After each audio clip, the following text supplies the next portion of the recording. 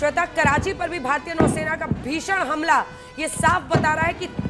चारों तरफ से एक तरह से अरब सागर की भी तरफ से अब हम घेरने में कामयाब हो रहे हैं। कराची पे तो 1971 में भी हमने ये देखा था कि किस तरीके से वहाँ पर किस तरीके से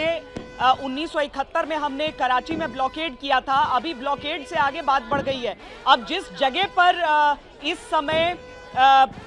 कराची की भौगोलिक स्थिति आप देखिए, कराची की भौगोलिक स्थिति अगर आप देखिए तो आपको समझ में आएगा कि वहाँ पर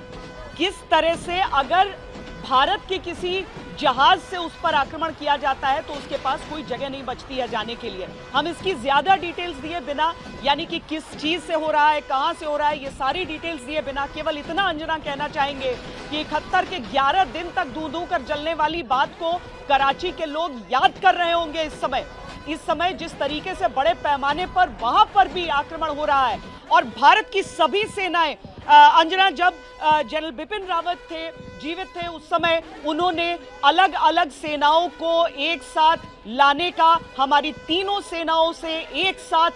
किस तरीके से युद्ध की परिस्थितियों में लड़ाई होगी, उन सब की तैयारी की शुरुआत वहां से हो गई थी। इंटीग्रेटेड वॉरफेयर जो हमारे अलग अलग फोर्सेस की बात थी वहां से। उसके बाद हमने देखा इन हमलों में जब पाकिस्तान की तरफ से हुए हमले का पलटवार भारत की तरफ से किया जा रहा है, तीनों सेनाओं ने आतंकी ठिकानों पर अटैक किया और आज तीनों सेनाएं तैयार हैं पाकिस्तान को मुंहतोड़ जवाब देने के लिए। सेनाएं जो आर्टिलरी गन्स को संभाले हुए हैं, एयर डिफेंस के साथ और जो हमारे लड़ाकू विमान है उसके साथ, एयरफोर्स की तरफ से, और साथ ही नौसेना भी इस जवाब में, इस पलटवार में शामिल हो चुकी है। पाकिस्तान की शामत पूरी तरीके से आ चुकी है, हर तरफ से उस पर प्रहार हो रहा है और यह प्रहार तब तक थमेगा नहीं जब तक पाकिस्तान जो हिमाकत कर रहा है वो रुकेगा नहीं। अंजना।